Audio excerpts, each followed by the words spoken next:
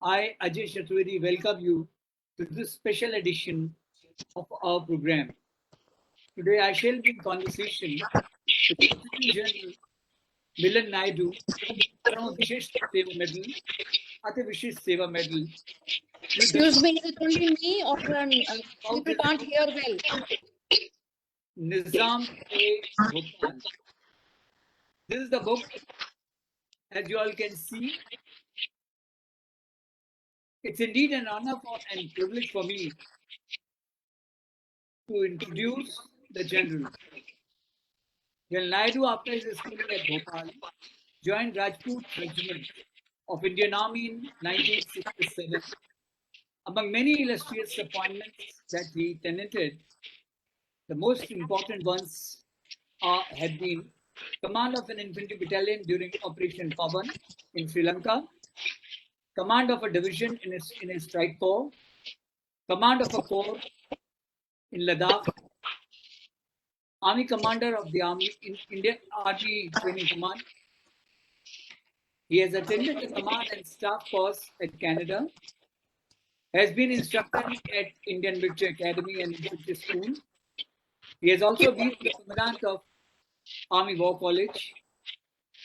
And finally, he was the Vice Chief of the Army Staff. Presently, he is settled at Bhopal and is active in pursuit of matters military. This book is an outcome of his research on matters on military history of Bhopal state. Welcome, sir, for today's session. Before I proceed any further, may I request you to share something about this book? General Naidu, please. Well, good evening, gentlemen, ladies and gentlemen.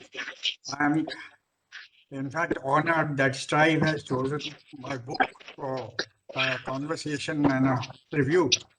Now, honestly, I got bamboozled into it.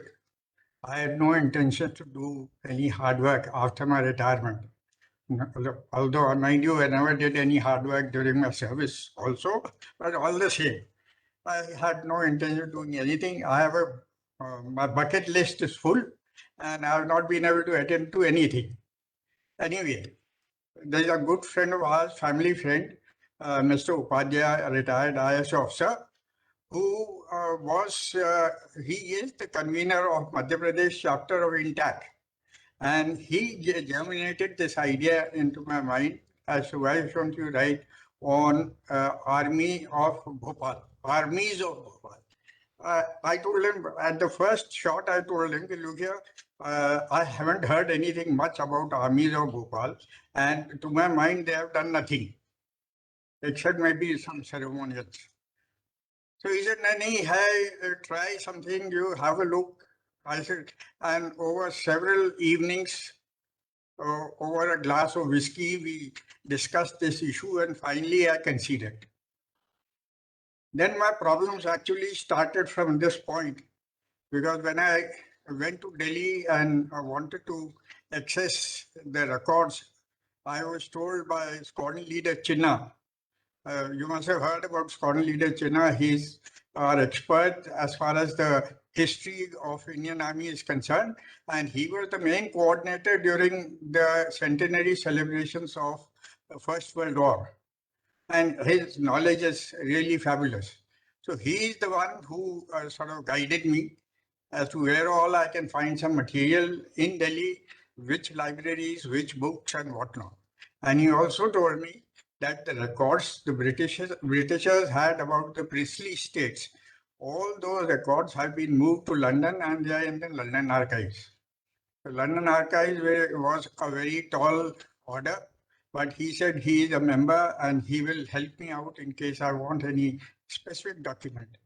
And he did help me out and get me some documents, which I subsequently wanted. He also gave me a lot of advice as to how to go about it. After having done the preliminary spade work, when I came to Bhopal, I was in for another shock. All records maintained by the Bhopal state were in Persian and after 1930s, they were in Urdu. So again, I was stuck because I couldn't read or understand that. A school friend of mine, he helped me out and he introduced me to one Mr. Kalim Akhtar. Mr. Kalim Akhtar was a gold mine of knowledge, so to say. And he took me around. He took me to the National Archives, the State Archives. We went through all those Persian and Urdu records. He would spot out things which was pertaining to the army. And thereafter, we used to get it photocopied. So after photocopy, he used to give it to some expert for detailed translation. And then we got going as far as the knowledge bank was concerned. Besides, Mr. Akhtar was an old man. Mind you, he had done his graduation 1963. And I found that he was more enthusiastic than me. It was something like Gavachust Muddaisust. So I was bamboozled into it, and he said, "Chalo saab, chalte hain," karke I had to go along with him. We spent a number of days together in the various archives, and he was very enthusiastic. And after every little while, he used to give me some stories of Bhopal, about the Nawab family and things like this. In fact, I learned more about the history of Bhopal through Mr. Kalim Akhtar than what I found in the documents. And some interesting tidbits, which of course are not included in the book, because I was only concentrating onto the military aspect. Anyway, that said and done, the whole process took me about 5 years. But I concede at the end of it, it was very interesting and very educative. So I have no regrets now, but initially I was very apprehensive. Anyway, that was how I got into it, and I think I hope the readers will like it, and there are certain controversial issues into that. I will explain to you subsequently, but it has raised a hornet's nest among the Bhopalis all right. So you may like to have a look, and thank you very much. So, indeed, it is one of the very, very interesting books I have read in recent times. And the way you explained, it proves that famous dialogue of Om Shanti Om, किसी चीज को शिद्दत से चाहो तो पूरी कायनात जुड़ जाती है उससे मिलाने के लिए. When I was reading through this book, sir, one thing very interesting which emerged there had been a period of 175 years when Begums ruled Bhopal. Then women emancipation was not known, and that too in a state which was ruled by Muslim rulers. This kind of a thing was something well ahead of times. Can you share something more about that aspect? Yes, it is very interesting because much before the Britishers recognized a lady Nawab, which only happened in 1858. Before that also, starting say from 1728 to 1795, there was one lady, Mamola Bai. Then Mamola Bai was married to the Nawab Yar Muhammad, and she was the one who was wearing the pants. It's very surprising how it happened, because after all, this was Islamic society. They were Qatar Afghanis. Now you see what is happening in Afghanistan, but the thing is, here things were a little different, and she was the one who was controlling the administration, and she was here for good about 50 years. Don't speak. She was in the chair, so to say, before she died, good about 50 years. And she was very emancipated, very humane, and she would eat her dinner only after she was told, look here, all citizens in Bhopal have had that meal in the evening. So she would take her meal till such time he had ensured everyone has had a will. So they were very emancipated, and these Begums were revered actually because of the attitude towards everyone. So whether it is from their community or any other community, they were very, very, very humane, and also they were progressive in their thought process. So it started with Mamola Bai. Thereafter, there was another lady ruler who got widowed at the age of 19. And she, during the prayer ceremony that they had, she went up to the center of the meeting where all the bigwigs were there of the town, and she threw her veil and she read out the will of the Nawab. When the Nawab's Wazir Khan's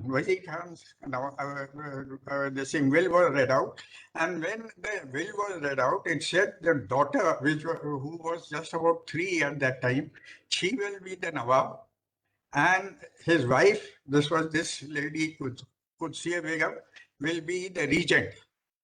So she also officially became the regent. The British has accepted this aspect, but only condition they laid that once she gets of age, she becomes a major, she will become the Nawab.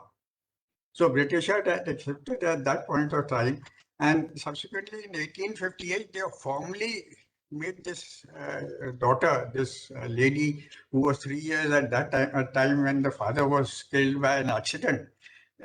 This lady became the Nawab. So they have a long tradition of lady Nawabs ruling the roost, and they did a good job, all of them. Especially, most of them were very educated.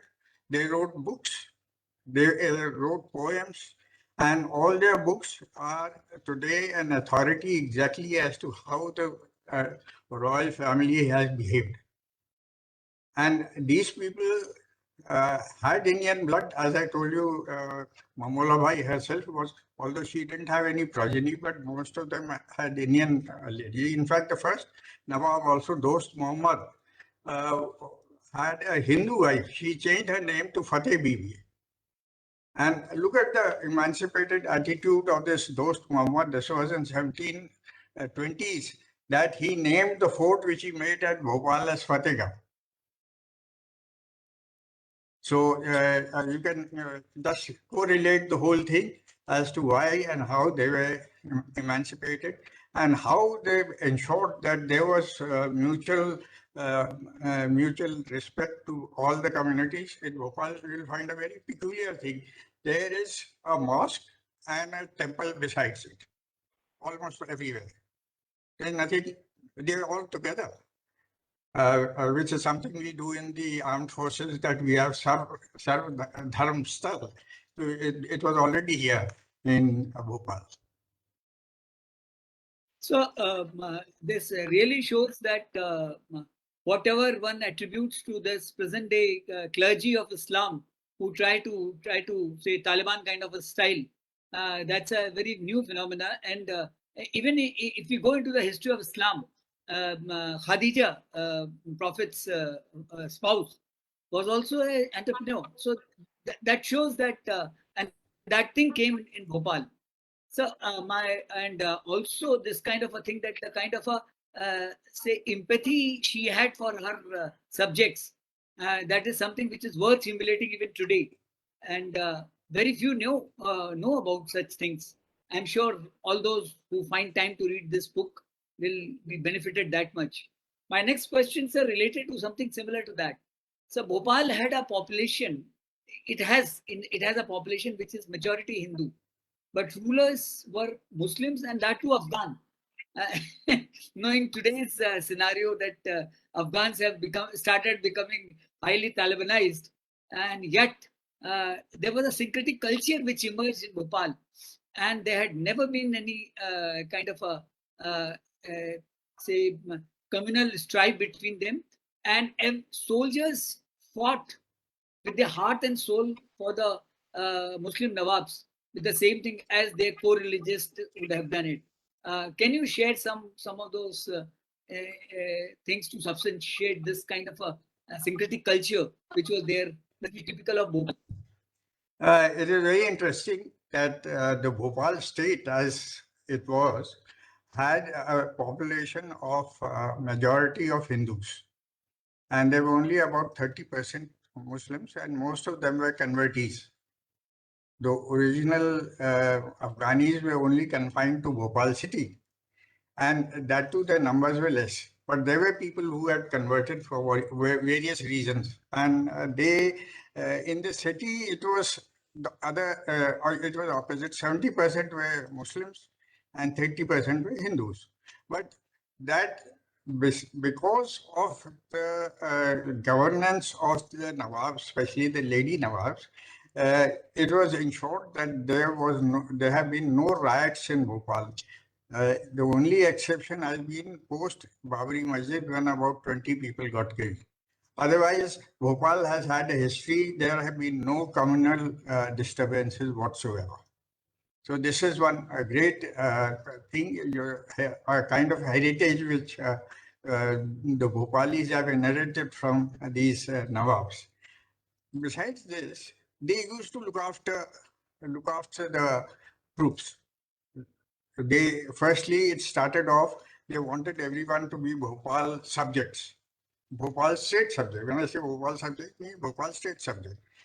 But they had difficulty in finding people, eligible people, to join the armed forces. The requirement was quite big.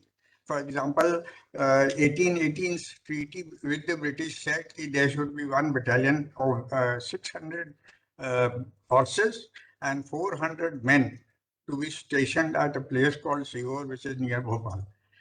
So this was almost 1,000 strength. And plus, they were supposed to maintain their own state forces to look after themselves, their escorts, their security duties and whatnot. But they were finding difficulty in finding eligible people. So they went out. They started recruiting the Rajputs. They started recruiting Sikhs, and they encouraged kind of hereditary soldiering into the army. And this was, I'm talking of 1818, the treaty was there, and this was around 1820s when they had started this. A lot of Sikhs came into it, and they were especially very fond of cavalry. Muslims did not want to come into the infantry, but subsequently they also fell in line and they joined the infantry. But most of them wanted to only join the Risala. They were able to, that is how able to manage everyone, and they looked after everyone. In my book also, I quoted a family which moved into Bhopal in 1870. It was a Sikh family. And in fact, one of their fathers, the present guy who's alive, his chacha and his father, they were in Bhopal Nawab's polo team. One was his coach. So they encouraged talent. Similarly, for artisans, there are a whole lot of people who were singers, who were dancers. They encouraged art and culture. It was Nawab Jahangir Muhammad who, when he became the Nawab, what he decided is he sent out the armed forces or whatever army they had outside the walls of the fort. He said, go and stay there. He made a cantonment. That is supposed to be the oldest cantonment, but now it is with the police. And there, they used to be still known as Topkhana Masjid, Falana Hospital, doctor veterinary hospital, and things like this, which was always there, and which has continued in that location even now. So they made sure space is there in the city, within the city, so that people from outside come. And they had welcomed everyone. Whether from any community, people were welcome. There was a French family, Bourbons. They were supposed to be relative of King Louis. When King Louis was killed, he was this Bourbon fellow, the original one, ran away. He landed up here in India when there was adverse rain, and subsequently his uh, children, they finally found place in Bhopal, and they were encouraged. In fact, if you see the coat of arms of Bhopal very closely, you will find the flower there right on top. Although there are very many versions to say that it is some divine flower which is there, which represents the prophet and things like that, but actually it is a flower. And that was the one, because he was one of those supporters of Qudsiya Begum when she kind of seized the regency of Bhopal when her husband died. She was at 19 years old. And at that time, she was in burqa. Thereafter, once she threw the veil away, she was one of the best horsewomen one could come across. She was a good marksman, both with rifle and a bow and arrow. She could fight with her sword, and she learned all this after 19 years of age. Just imagine how dedicated they were. So it is very interesting. They were taken care of. And a result, I will tell you, was in First World War, they have managed to get a Victoria Cross. And the guy who got it is from UP, Chatta Singh. His village is in UP. Yes. Chatta Singh. So he is from UP. So it is very interesting. And how he was looked after, of course, when he got the VC, subsequently he was alive, he retired as a Havaldar. This gentleman, during independence, he was very much alive, and thereafter he used to meet the chief at that point of time, and they have been honored very well, both by the state and also by the Indian government. So they managed to motivate everyone in that manner. Although, mind you, the officers, they were Britishers in that force, in that battalion, Bhopal Battalion, they were British officers.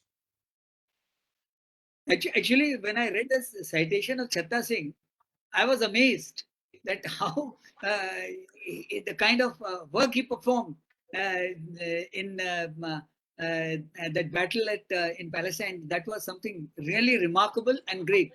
And that again brings out, sir, that valor was not only limited to First World War, and that tradition of valor continued. I think in the entire world there must be only one unit, one state forces which have not only a VC, they have got a Nishan-I-Haidar.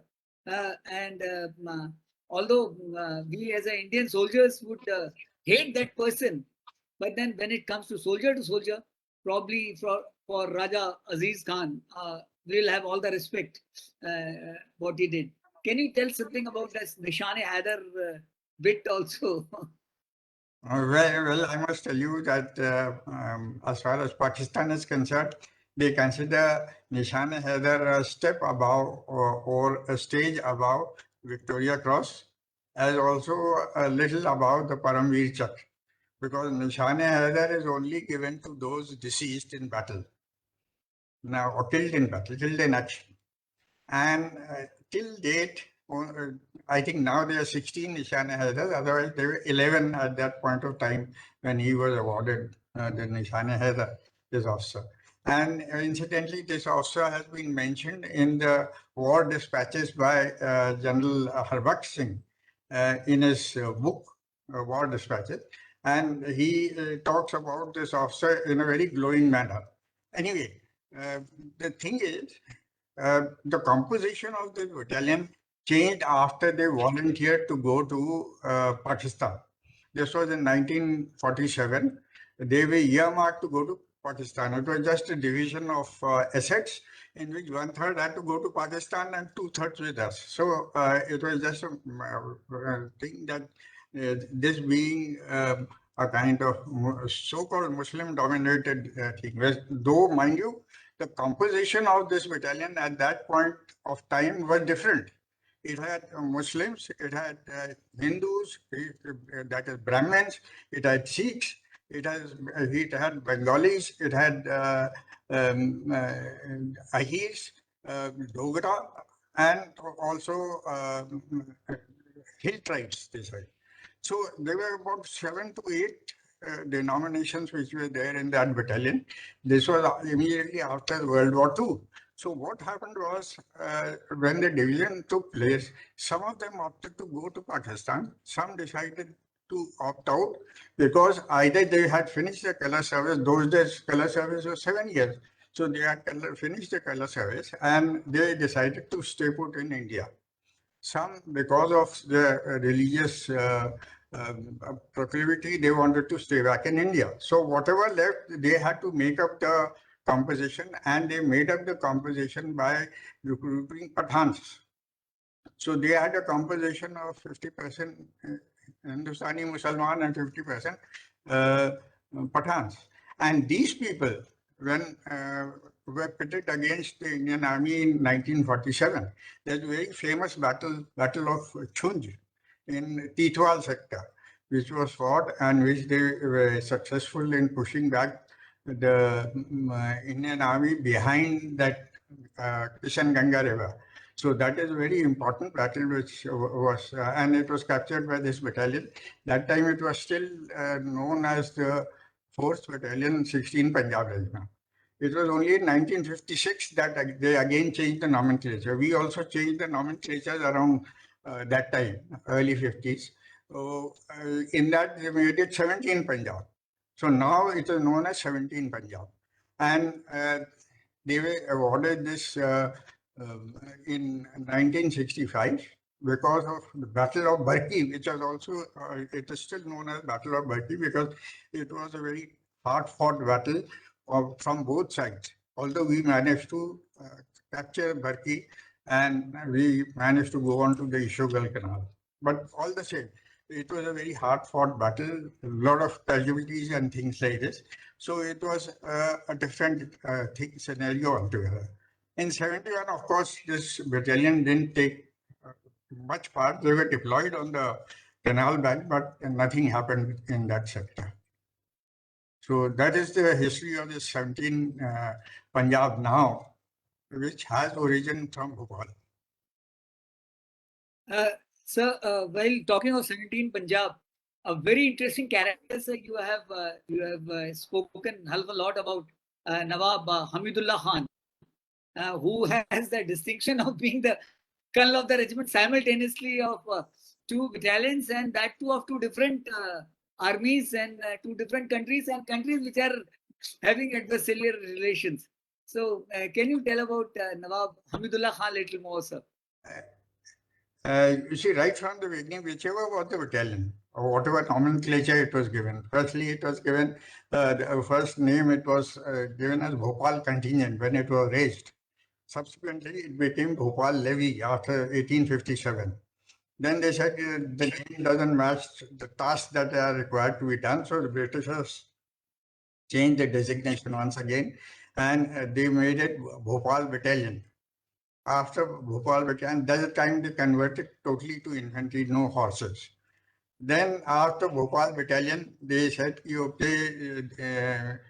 it became 9th Bhopal Battalion because they moved out from here, Sihor, in 1908, and they moved out to Allahabad.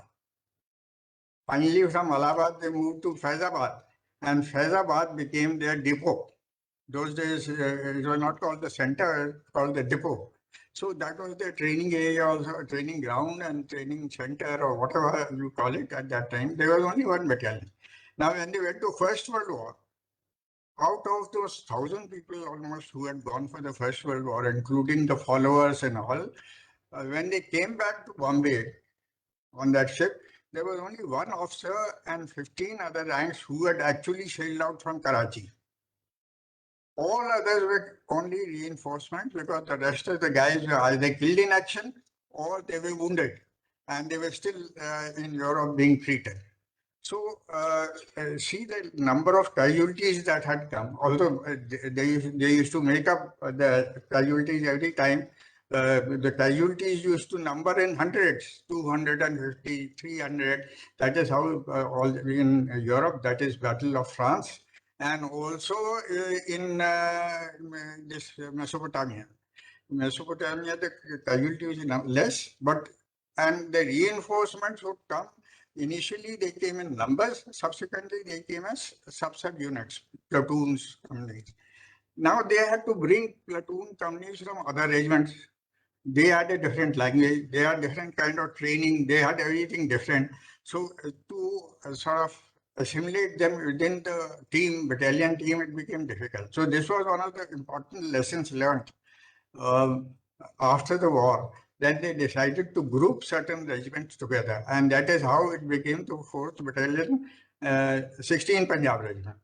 So it had nothing to do. So Bhopal was only left in brackets. But as a courtesy, then whoever was the Nawab or the heir apparent was given the title of Colonel-in-Chief. Now, in this particular case, since the Nawab was a male, he was given the title Colonel-in-Chief, Amitullah, as we said. So this was during the Second World War. Now, after Second World War, they went to Pakistan. I suppose as a courtesy, he continued to be a Colonel-in-Chief.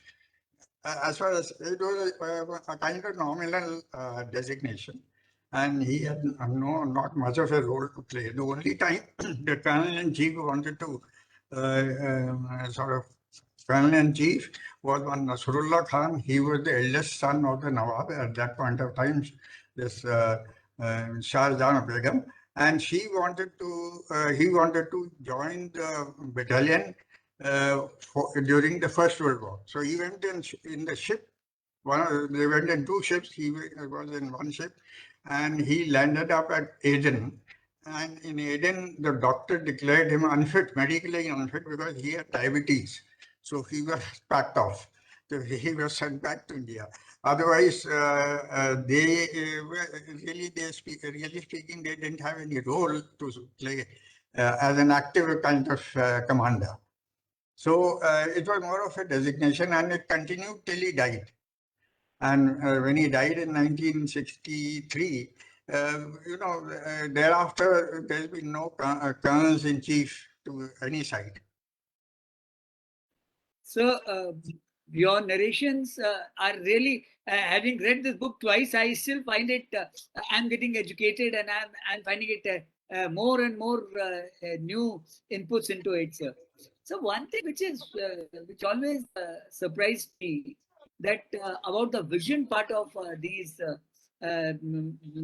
Nawabs and Lady Nawabs and all those things, Begums, creation of these 2 water bodies, the complete microclimate of Bhopal, they have changed. And I'm sure that it must have taken hell of a lot of planning, hell of a lot of effort to dig, money-wise. And yet today, Bhopal is almost an air-conditioned city because of these 2. So their contribution, can you just dwell into it a little more, sir? I'll correct you here. There are 7 lakes within the old city. That's why they call it the city of lakes. Because everywhere you go and you find a lake. And this, of course, Bhopal Talab, which is the upper lake, as they call it, is the biggest. Bada Talab is known as Bada Talab also. Now, the interesting stories about how Bada Talab was made and when. So, and it has generated a lot of controversy amongst the Bhopal crowd. So I leave it at that, but just to tell you that there are some political dispensations who want to believe that Bhopal Talab was made by Raja Bhoj, and they also say Bhopal is named after Raja Bhoj and things like this. There are other thing that Bhopal was already in existence since the time it was a Gond, you can say a kingdom, not kingdom, riyasat, small little riyasat. So, Gonds were the local inhabitants of Bhopal. And they had one ruler, whoever was the ruler used to, and one was Bhopal Singh, Bhopal Shah. Now, Bhopal Shah was one who named this place as Bhopal. The name of Bhopal was derived through his name. And during his time, he had one another Gond who said whose name was Kalia. So he said, "I will make a dam." So he made a dam, earthen dam, where the present day dam is, a small little dam, and he trapped the water for the upper lake. But as I told you, some people want us to believe that it was Raja Bhoj who made it, and there are a lot of historians who have felt for that. So there is a controversy, and a lot of it has generated in very interesting kind of to and fro comments on, especially to social media. So I'll leave it at that, and I ask the people who are listening to this talk that they can. I've given all the options available and some kind of authority and evidence to say what was what. But Typical case of success is, sir. What they have done is, interestingly, the new Bhopal which has come up, it's wide space and expansions where new Bhopal has come up. They have also gone by same yardstick, having lakes all over. There are a whole lot of lakes in new Bhopal also. So that way you are right. It has helped to maintain the climate in an equitable manner, kind of more temperate than perhaps what it should have been or could have been. Yes. It's a typical case of success as many fathers.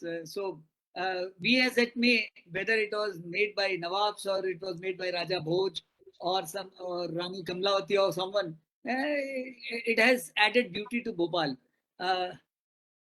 Before I say conclude, sir, a last question. I'm sure, sir, you must be working at on your next project. Can you share some insights into your next project, sir? If you really ask me, I have no such ideas to sort of follow, because I am planning to at least return to my bucket list, which is overflowing, as I told you. Now, Mr. Upadhyay is again at it, and he's been telling me, look, sir, we'll have to work on this, we'll have to work on that. So let's see what transpires, how much he's able to convince me on this subject. He's got 2-3 topics already lined up, and my wife is constantly pushing me. She wants me to remain busy and away from the home. So she says, okay, let it be. Karo, karo, acha hai. So let's see how it works out. Sir, you shouldn't be resting on your laurels. I'm sure we will be benefited in case if something new comes up. No. I don't agree. I think I'm more busy than perhaps what I was in service. So if one may think retired to have a good time, it is not so. I think I'm very busy. Very fun time. And the worst I find is that social media. Becoming more busy or something, sir. I was just seeing the chat box. There are no question, because I think your narration had been so excellent, and now all it is left for me to say a very, very big thank you to you, sir, for sparing your time and to be with us. And we wish you more power to your elbow and to your pen, so that we get many more such beautiful say recollection of our heritage and history, because it's there are not many there, and for any nation to become great, it is something recollection of the history. And you know that the way Nalanda, Ujjaini or Takshila got destroyed, a lot of our history and heritage got destroyed. So now it has to be rebuilt, and I think your effort will go in that direction. Thank you, sir, for being with us. On behalf of the complete team Strive, our chairman, General Parmar, and all members, I thank you, sir, for all your time, and wish you best of luck. I also take this opportunity to say thanks to all the viewers who were very patiently listening to General Naidu's And I'm sure, I can assure you, having read two times, and now I intend to read third time because today certain new things which General Naidu mentioned, you will find, you will not regret reading this book. This is a terrific book, and all those who wish to see the review, it's there on the Strive. Thank you very much, and I'm thankful to RP Singh for giving me opportunity to have an interaction with the General Naidu.